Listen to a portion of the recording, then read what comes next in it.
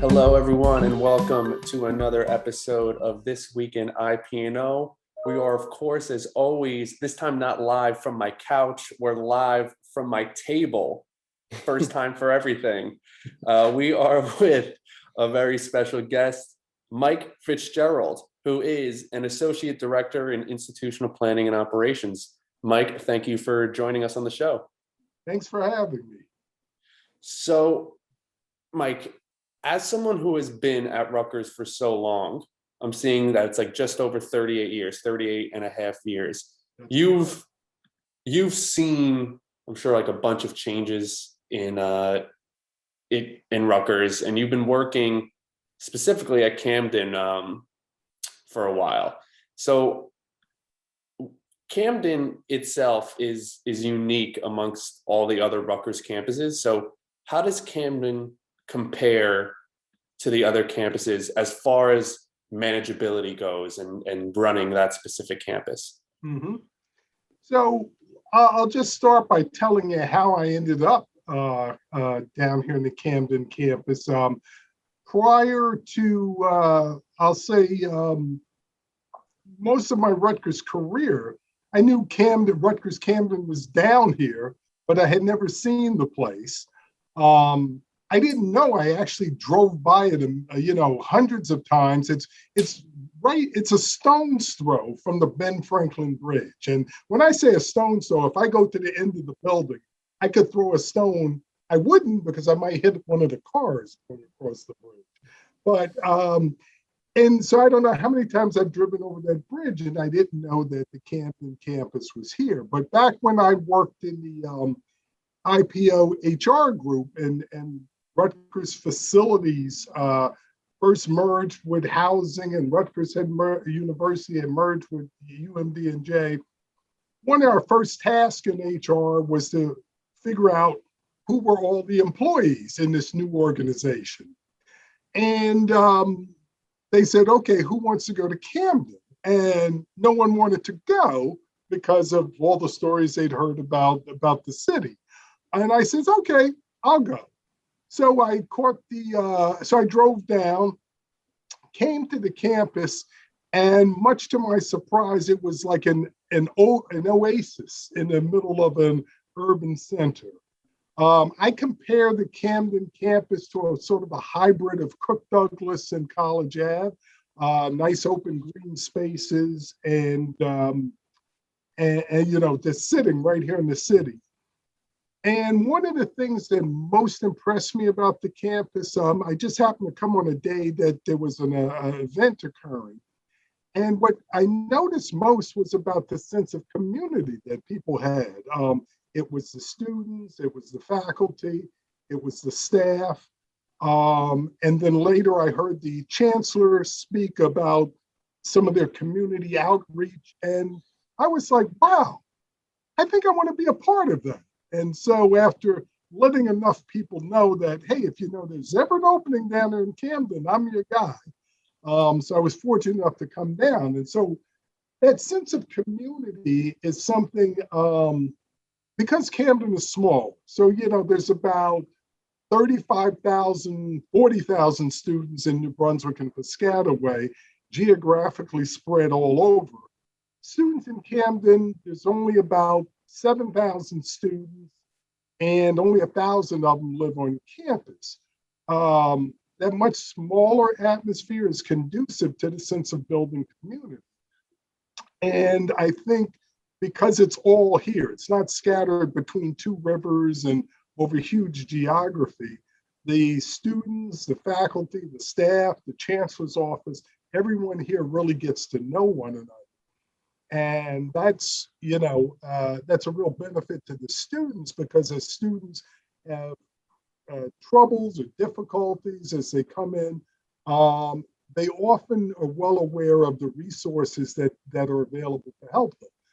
Resources are available in New Brunswick and Piscataway, more resources, but I think sometimes students have a hard time getting to where they need to be. And then I'll say that also goes as far as faculty and staff. New Brunswick and Piscataway is huge. you often don't know who to call for what. Here in Camden, everybody knows to call me if their roof is leaking. Everyone knows to call me if their sink doesn't work. So that sense of community and people getting to know one another, those are the real differences I see. And it's because the size of the campus really lends itself to that. So that's a long answer to your question. Yeah, the thing that strikes me is that as an employee and even as a student, if you don't have a specific purpose on another campus, you don't really know much about them. Like they really kind of operate, although they operate together on one level, but on sort of like your role or as a student or as a faculty member, you really only get that experience of that one campus, or maybe the cluster of campuses in New Brunswick, if you count those all together. But you don't know much about them. So I'm wondering, with going through what we're going through right now, what are you experiencing any specific challenges that are specific to Camden specifically? I would say one of the challenges is that many of the students, faculty, and staff are accustomed to communicating directly with one another. You see Right. people, there's just a couple of venues. So I'll say the campus center. Everyone goes into the campus center at some point, and there you run into a lot of people. So I would say, if anything, it's really that, I know the administration's doing a good job of trying to maintain that sense of community, but you can only go so far over a webcam, so that's some of what I see they're missing. I see our own staff, our custodial staff. So part of what drives our custodial staff is the people that they serve, the students that are coming into the classrooms, Right. The staff that are working in the buildings that they interact with. And so, and they, and I have to say, many of them treat our custodial staff very well. So that simple, oh, thank you, hey, you got that really clean, and that type of feedback is some of the motivation that they get. Now you can make the building super clean, and there's nobody, to really come and say, wow, that's really shiny. Yeah. Now, do I get out sometime? Yeah, I do get out, but I think they like to hear from the customers directly, about the great job they're doing. So I see some of that. I see some of that with our maintenance and grounds people as well. As our grounds people are out planting the flowers or getting up snow, and people stop to say, oh, it's a lot of snow out there today. Well, they're kind of doing that work in isolation these days. So Right. It's a struggle for students and staff. No, I could see that would be something unique to a smaller campus. Maybe for, in New Brunswick, they don't really have that face-to-face because of the size of it. They don't have that sort of sense of community that you might have down there in Camden. Right. And, it's in New Brunswick, Piscataway, as you're traveling from campus to campus on the bus, you don't always see the same people. Here every day, you see the same people. So we're approaching almost a year of this whole pandemic and people working from home, and but you are someone who has been on campus pretty much the whole time, right? Correct. So as far as Camden goes, what have you seen shift from the beginning of like March 13th of last year, when I'm assuming it looked like the whole campus was empty, in terms of, and then coming to now, like how has that grown? Is the campus more alive now in comparison to like a year ago? So a year ago, we had this sudden shutdown. Information coming from the government was inconsistent. The CDC was changing things. So there was a lot of uncertainty. So people felt, safest place was to be home. So yes, you had a deserted campus. The only one here was our staff. Still developing a sense of, well, what are the priorities that we have to hit?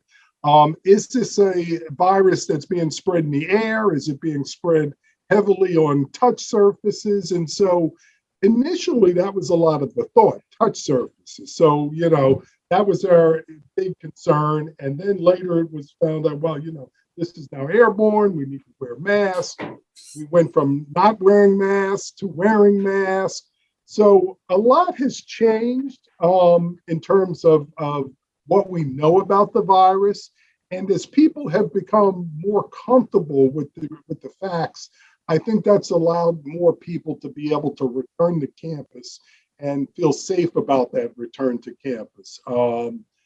It's still a relatively deserted campus, but I think people are more comfortable at least coming here a few times. They're trying to keep the densities down, but people are a lot more comfortable about coming to campus. And if they're uncomfortable, and they're not sure about what our practices are, they give us a call. And one of the things, we have what's in our returning to Rutgers guidelines, but then there's also that personal touch of what would make you feel safer being here. And we try to address some of those things. So there are more people on campus now. The researchers have come back. Student athletes are back on a limited basis, but still a pretty empty campus. Okay. Cool. Well, I think that's all our questions that we have. So Mike, thanks for coming on the show and for being there on campus for everyone this whole time while other people have been working from home. And as always, we will give you the last word if there's anything else that you'd like to say. So I'll leave you with the Camden slogan here, and this was developed out of the Chancellor's office.